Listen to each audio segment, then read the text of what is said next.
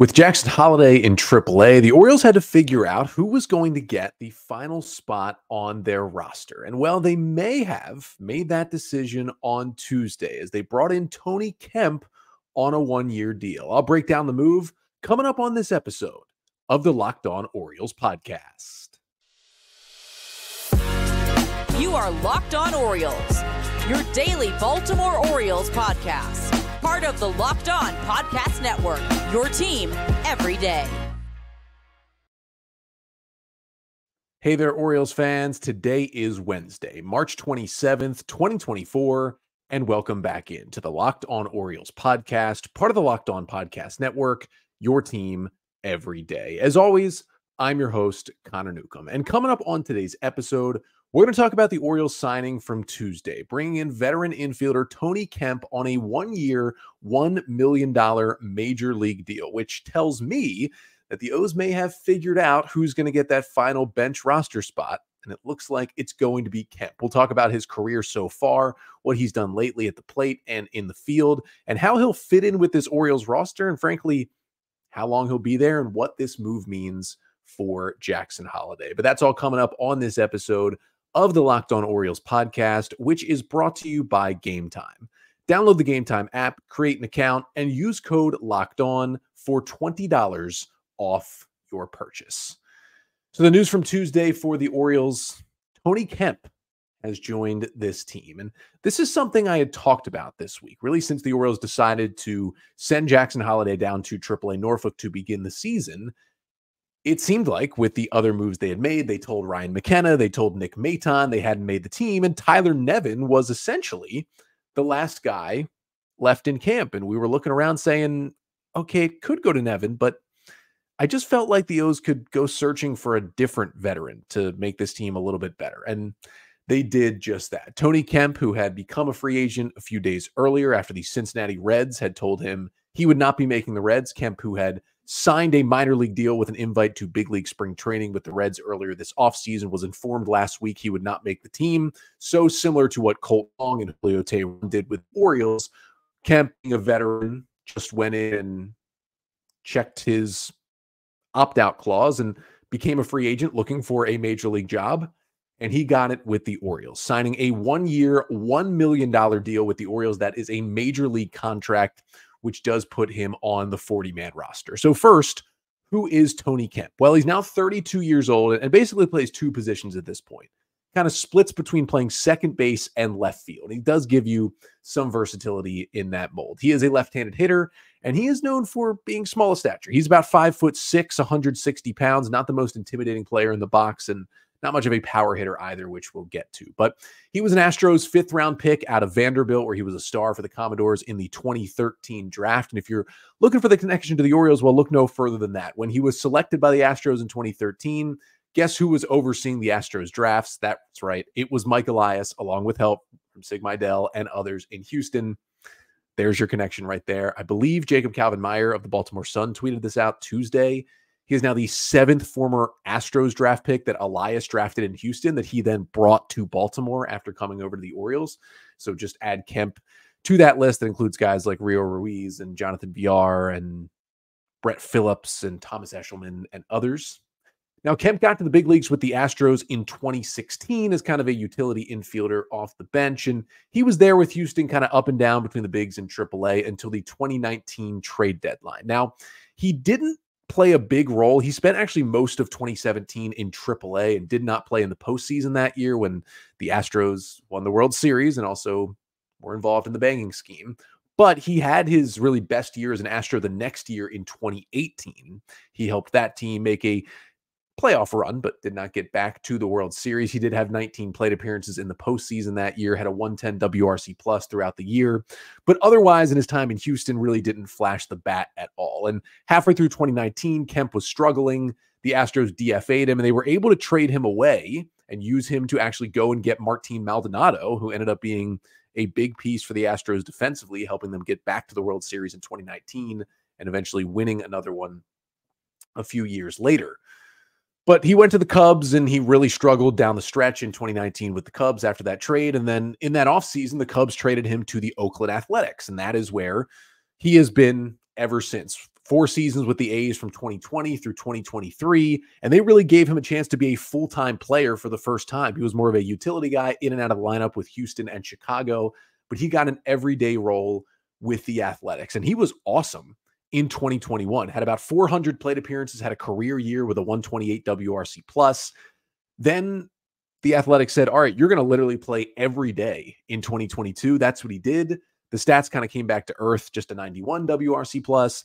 And then last season with the A's, he wasn't an everyday player, but he played a good chunk on, as we know, the worst team in baseball last year. 124 games for Kemp in Oakland last season with 419 plate appearances.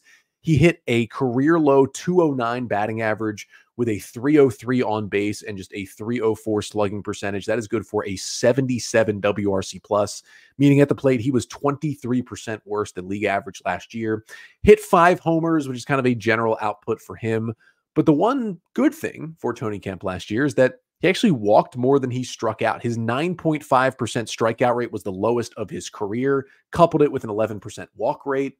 Now, overall, in terms of results, it might have been his worst offensive season of his career last year, but he had his lowest strikeout percentage. He had some of his best hard hit numbers of his career, although that's not a huge part of his game. It is nice to see. But it's really interesting how it kind of plays out for Tony Kemp because he had a maximum exit velocity of 103 miles per hour last year.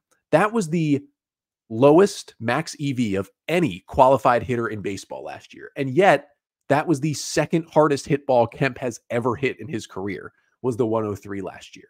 He had a 20.4% hard hit rate, 4th lowest in baseball last year among qualified hitters in the entire league. But also the second highest hard hit rate of his career. So this is kind of giving you a look into who Tony Kemp is. Even when he's had success in his big league career, it's not from mashing the ball. It's from walks, not striking out, being a good hitter, putting the ball in play, using his speed, dumping singles into left field. That is kind of the player Tony Kemp is. But the nice part is for him as a left-handed hitter is that he does not struggle against lefties. He has been a league average hitter, a 100 career WRC plus against lefties. He's actually been slightly better against lefties than righties in his career. And despite all the struggles last year overall, he was really good against lefties. In 64 plate appearances, I understand a very small sample size, he had a 320 batting average against lefties last year. Meanwhile, he hit 191 against righties in Oakland last season. So that's helpful to know that he's not, devastating against left-handed pitching, that you can't play him, because the O's already have a lot of left-handers in this lineup, as we know. It's a contact hitter. And last year, some of it was just a lack of luck for Tony Kemp. And he's a guy who relies on some batted ball luck because he doesn't hit the ball hard to dunk things in for base hits. And his 221 BABIP, which is your batting average on balls in play, was by far the lowest of Kemp's career. Generally, if that number is like well below 280, you're kind of an unlucky hitter. And that is what happened to Tony Kemp. He usually just spraying singles the other way. He doesn't strike out. He walks a good amount. And he shows some speed. Had a career high 15 stolen bases last year, was 15 for 19. And yeah, he was helped by the new rules, but he was also 11 for 12 stealing bases in 2022. It is certainly a part of his game. I mentioned he plays second base and left field. He made 53 starts in left field for the A's last year and 46 starts at second base, so a pretty even split for him. He's played a little bit of center field, a little bit of right field in his career as well, but second and left are the main positions.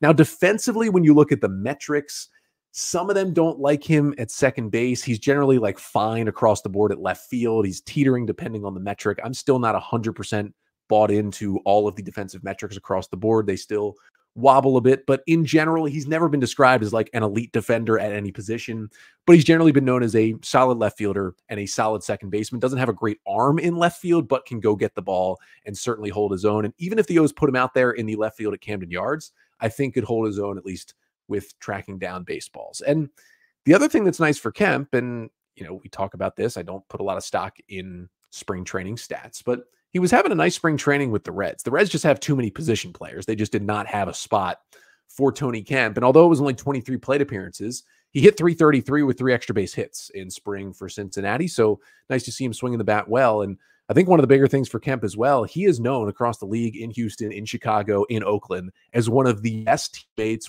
the best clubhouse guys in all of Major League Baseball. And it's something the Orioles have done a really great job of as they've rebuilt this team, and credit to Mike Elias and his staff for doing this as well. Not only are they building a lot of talent in that clubhouse, but they've put together a really good clubhouse vibe in general.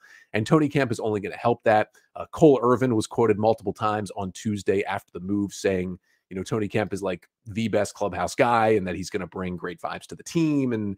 And he's just a guy you want to play with. Irvin, of course, was teammates with Kemp for 2 years in Oakland. So that's pretty much who Tony Kemp is. Is it the most exciting signing? Absolutely not. Is he going to be mostly a bench player? Probably. And that's what we're going to get to next. So Tony Kemp is here.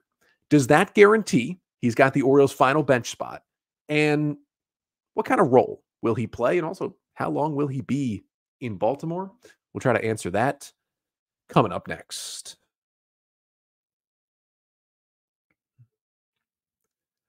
But first, this episode of the Locked On Orioles podcast is brought to you by Prize Picks. It's basketball season. We got the tournament. We got the fight for playoff home court. There's no shortage of high-stakes basketball moments this time of year, and you can get in on the excitement with Prize Picks, America's #1 fantasy sports app. You can turn your hoops knowledge into serious cash. Maybe you go from $10 to $1,000 with NBA and college basketball entries at Prize Picks. How does it work? Well, you just pick more or less on any stat line. So we are getting into the Sweet 16 and the men's and women's college basketball tournaments starting again on Thursday this week. And you just pick any game. Say you get to the UConn game and, you're taking UConn against San Diego State. Donovan Clingan, 8.5 rebounds. Will it be more or less? You just pick more or less. You get it right, you get some cash. It's that easy. So download the Prize Picks app today and use code LOCKEDONMLB for a first deposit match up to $100. Again, download the app and use code LOCKEDONMLB for a first deposit match up to $100 at Prize Picks. Pick more, pick less. It's that easy.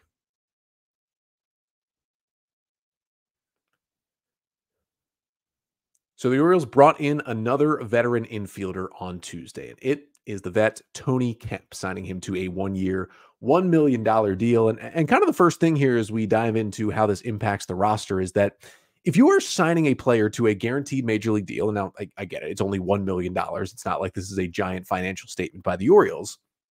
But if you are signing a player to a guaranteed major league deal 2 days before opening day, you're like 98% sure that player is going to be on your opening day roster. And while we haven't gotten a full confirmation that the other 12 players are on this team, we know Rutschman and McCann are making it. We know in the infield, Mountcastle, O'Hearn, Westberg, Henderson, Mateo are making it. We know in the outfield, Hayes, Mullen, Santander, and Cowser are making it.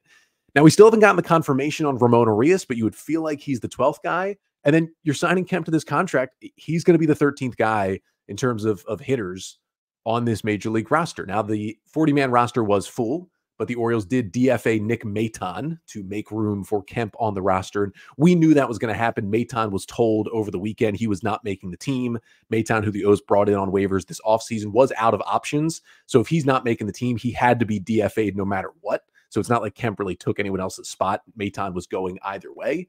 But that's how they cleared up the spot on the 40-man. Now, Kemp doesn't have any options, so it's not like the O's could just send him to AAA. He's got to make the team if he wants to stick around. But the big thing was Tyler Nevin. We thought if the O's weren't going to make another position player move, that it seemed like things were pointing towards Tyler Nevin being the final player to make this team. But now that you've got Kemp here, it seems much less likely for Nevin. Now, nothing's set in stone. The Orioles have until Thursday morning before opening day to finalize the 26-man opening day roster. But Danielle Allentuck of the Baltimore Banner did report in her story on Tuesday about the Kemp signing that, Tony Kemp was there at Camden Yards. The Orioles were back in Baltimore on Tuesday. They held a workout on Tuesday night.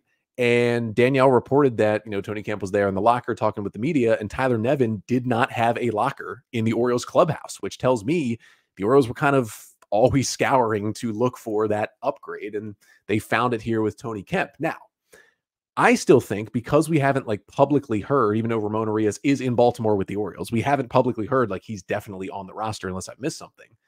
I still think a trade of Ramon Arias is possible. The Orioles could certainly be shopping him around, maybe along with a Kyle Stowers or others, to try and get another arm, another reliever into this roster before opening day. I think almost no matter what, the Orioles are going to add another reliever, whether it be via waivers or a trade before we get to opening day on Thursday.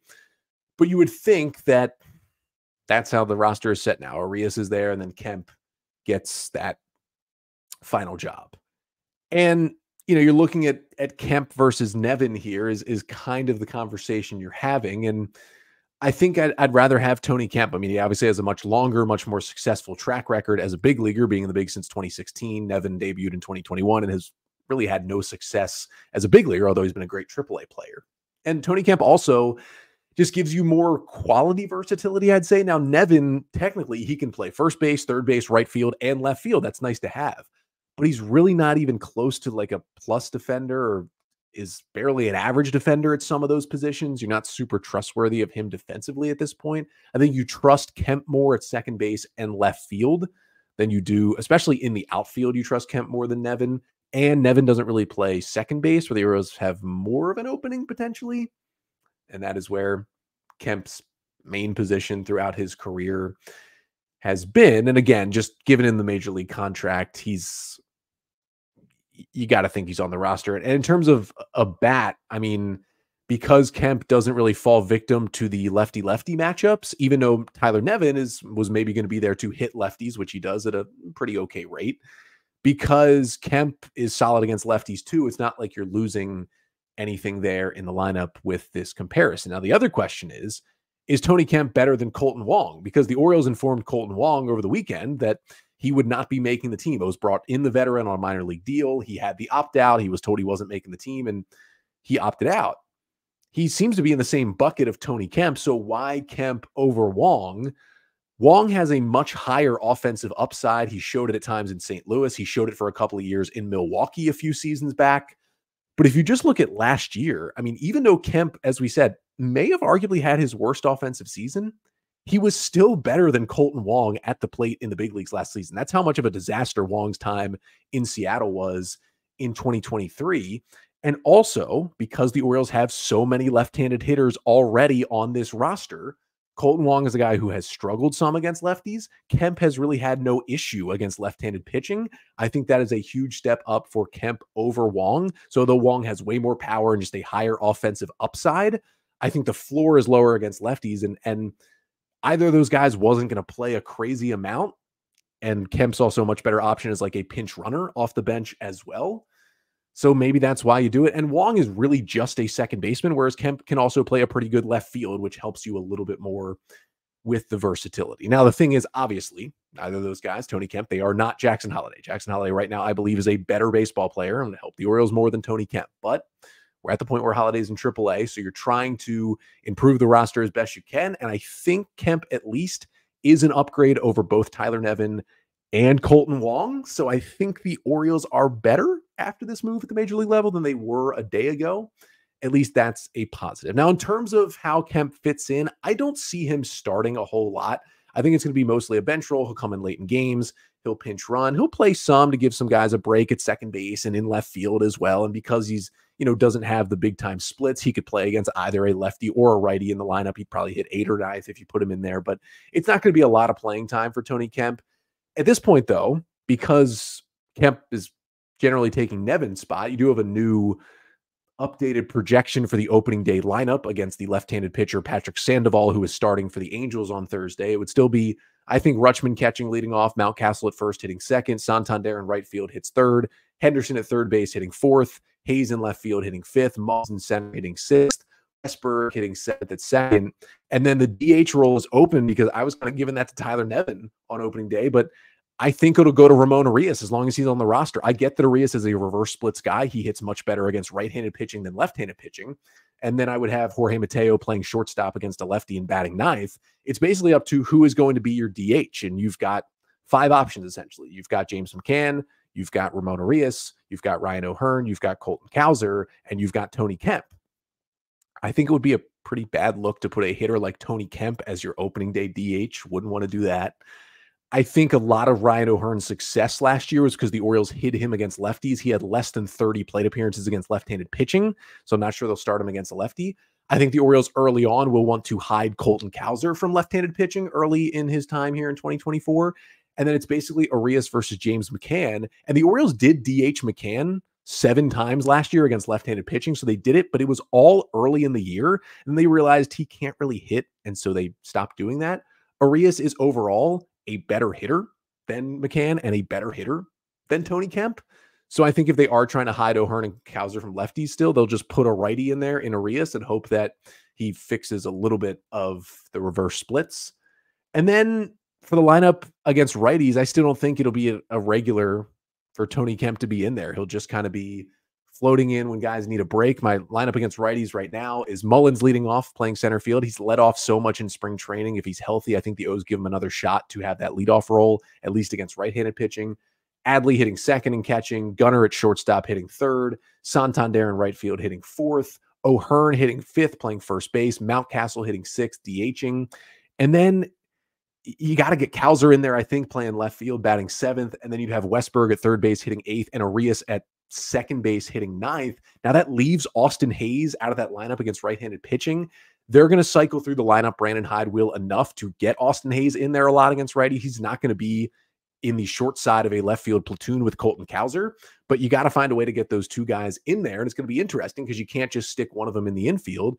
And I think as long as both guys are healthy, against right-handers, you're going to want both Mountcastle and O'Hearn in the lineup, and you're really going to want Santander out there as well. So between Mountcastle, O'Hearn, and Santander, those three guys are going to take up first base, DH, and right field when all three of them are in there. So it gives you a little less flexibility with Hayes, Mullins, Cowser trying to get them in there as well. It'll be interesting to see what they do. But again, I don't think Kemp becomes a regular at all. And the other question kind of is, okay, how long does Tony Kemp stay? I mean, he seems to be a pretty straight up replacement for Jackson Holliday, right? A left-handed hitting second baseman. That's what Kemp is here for. And that's what Jackson Holliday will eventually be here for in 2024. I went on Orioles on the Verge on Monday night and did my predictions with those guys. And I predicted May 18th as the call-up date for Jackson Holliday. So maybe for Tony Kemp, it's totally possible he's just here until the Orioles are ready to bring Holliday up. And then as soon as they do, Kemp's DFA'd off the roster. I mean, unless he gives them so much value they want to keep him, it would seem most likely that just once Holliday gets here, Kemp is gone. And he's more of a cheap, $1 million deal placeholder for now, who's a nice veteran, who's been on winning teams, who's beloved in the clubhouse. I think that's where your move is at right now. And hopefully that Holliday move does come sooner rather than later. But one more segment to get to, something, of course, that is on everyone's minds that I just wanted to address briefly here at the end of the podcast when we return. But first,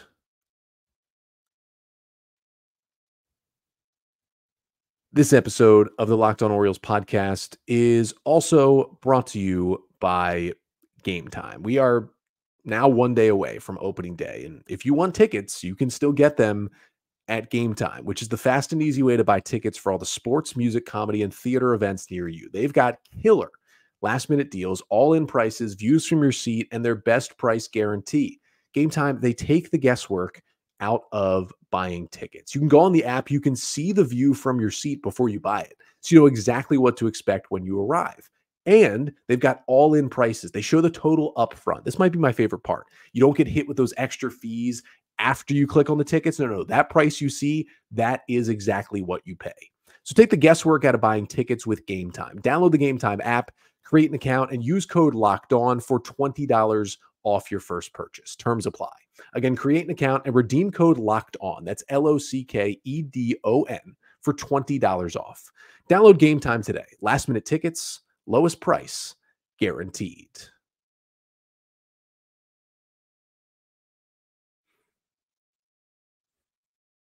So we're back here on this Wednesday edition of the Locked On Orioles podcast. We are one day away from Orioles opening day. Hopefully the weather does hold off on Thursday. There is certainly some rain in the forecast. It's going to be in the 50s. Not going to be the greatest day for opening day. Now, if you remember last year, the Orioles home opener was supposed to be on Thursday. Rain came in. They postponed that one and moved it to Friday. It is certainly a possibility that would happen again. The hope is it's played Thursday, but we shall see as the anticipation grows. But of course, a lot of other things going on in the city of Baltimore right now. I'm sure at this point here, you're hearing this Wednesday, you know the story of just the absolute horrifying, the tragedy. I still can't believe what happened in the early hours Tuesday morning. A cargo ship just striking one of the support beams basically at the key bridge, and it just collapsed. I mean, the videos are chilling. I'm sure you've seen them. The photos even are chilling to see just how quickly that thing went down, and you assume the worst immediately.